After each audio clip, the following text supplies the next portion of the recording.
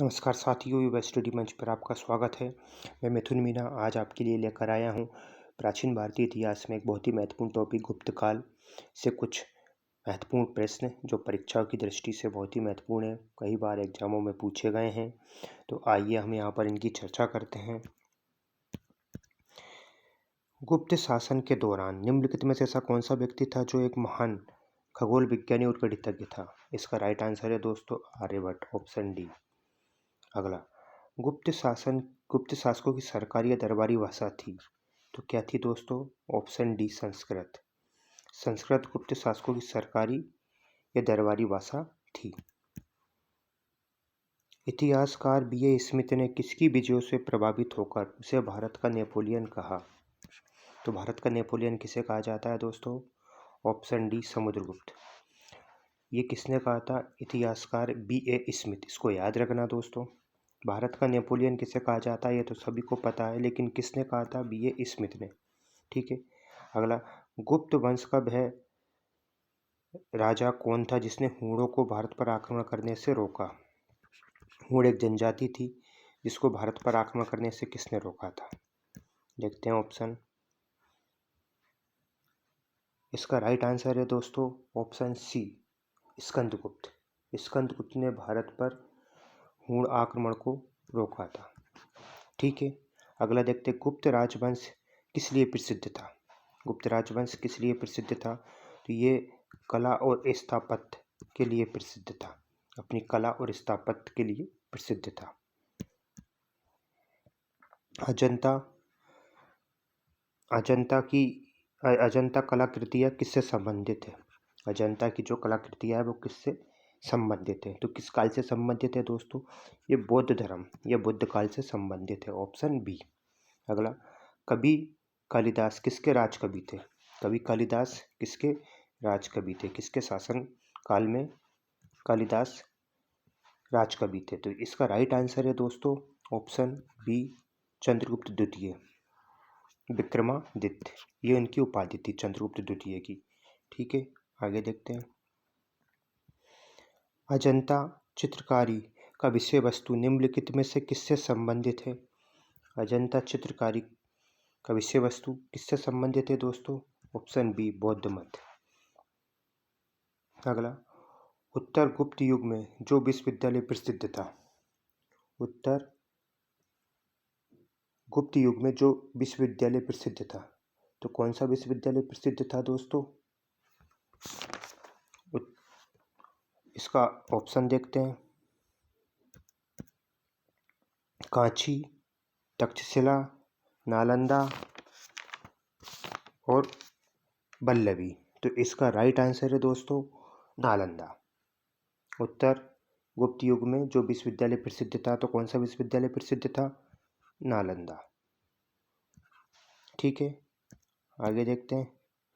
हिरण अभिलेख का संबंध किससे है? किस शासक से है? हिरण अभिलेख का संबंध किस शासक से है? तो इसका राइट आंसर है ऑप्शन डी भानुगुप्त। अगला देखते हैं। फाहियान किसके शासनकाल में भारत आया था? तो फाहियान किसके शासनकाल में भारत आया था दोस्तों? ऑप्शन डी चंद्रगुप्त द्वितीय के शासनकाल में भारत आया था। अगला, भारतीय संस्कृति का स्वर्ण युग किसे कहा जाता है? भारतीय संस्कृति का स्वर्ण युग किसे कहा जाता है? इसका राइट आंसर है दोस्तों ऑप्शन डी गुप्त काल। फाहियान कहाँ का निवासी था? तो फाहियान कहाँ का निवासी था दोस्तों? फाहियान चीन का निवासी था, ऑप्शन सी। सेतुबंध का रचनाकार प्रवरसेन द्वितीय किस वंश का शासक था? सेतुबंध का रचनाकार प्रवरसेन द्वितीय किस वंश का शासक था? इसका राइट आंसर है दोस्तों बकाटक, ऑप्शन सी। बकाटक वंश का शासक था। ठीक है, आगे देखते हैं। स्कंदगुप्त को किस स्तंभ लेख में सक्रोपम कहा गया है? स्कंदगुप्त को किस स्तंभ लेख में सक्रोपम कहा गया है? इसका राइट आंसर है दोस्तों ऑप्शन ए कहोम। कहोम स्तंभ लेख में इसको सक्रोपम कहा गया है स्कंदगुप्त को। आगे देखते हैं। श्रीलंका के राजा मेघवर्मन ने किस स्थान पर भगवान बुद्ध का मंदिर बनवाने के लिए समुद्रगुप्त से अनुमति मांगी थी? इसका राइट आंसर है ऑप्शन बी, बोधगया। मंदिर निर्माण कला का जन्म सर्वप्रथम कब हुआ? मंदिर निर्माण कला का जन्म सर्वप्रथम कब हुआ? तो इसका राइट आंसर है ऑप्शन सी, गुप्त काल। अगला, चंद्रगुप्त द्वितीय ने विक्रमादित्य की उपाधि कब धारण की थी? तो कब धारण की थी दोस्तों? इसका राइट आंसर है ऑप्शन ए, शकों के उन्मूलन करने के बाद। ठीक है, आगे देखते हैं। गुप्त काल में सर्वाधिक लोकप्रिय देवता थे? कौन देवता थे गुप्त काल में सर्वाधिक लोकप्रिय दोस्तों? इसका राइट आंसर है ऑप्शन बी, विष्णु। ठीक है, चंद्रगुप्त द्वितीय ने अपनी किस विजय की खुशी में चांदी के विशेष सिक्के जारी किए थे? किस विजय की खुशी में किए थे दोस्तों? शकों को पराजित करने की खुशी में।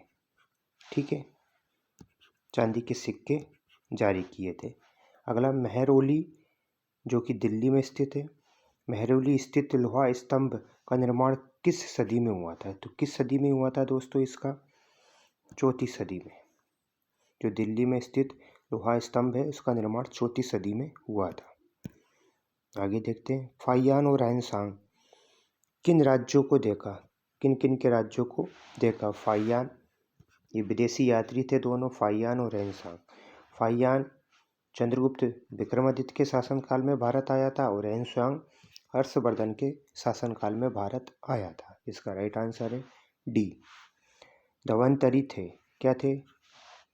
ये चंद्रगुप्त द्वितीय के राज दरबार में नवरत्नों में से एक थे और ये चिकित्सक थे, डॉक्टर थे।